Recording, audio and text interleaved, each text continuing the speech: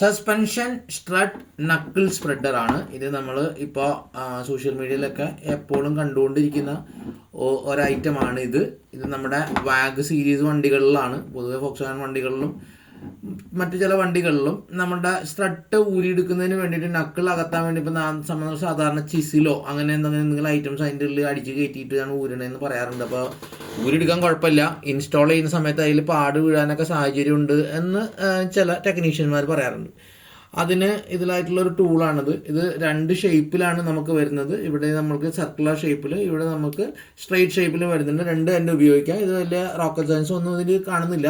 ഇത് വെറുതെ അതിൽ കയറ്റി വെച്ചിട്ട് ആ വെഡ്ജിലേക്ക് കയറ്റി വയ്ക്കുകയും ഈ ബോൾട്ട് നമ്മൾ ടൈറ്റ് ചെയ്യുകയും ചെയ്യുമ്പോൾ ഇതിങ്ങനെ അത് അകലുകയാണ്. ആവശ്യത്തിന് ശേഷം നമുക്കിത് റിലീസ് ചെയ്തെടുക്കാം എന്നാണ് നമ്മൾ വീഡിയോയിൽ നമ്മൾ ഗണ്ണൊക്കെ ഉപയോഗിക്കുന്നത് കാണുന്നുണ്ട്. എങ്കിലും ഇതൊരു മാനുവൽ ടൂളാണെന്നാണ് കാണുന്നത് തോന്നുന്നത്.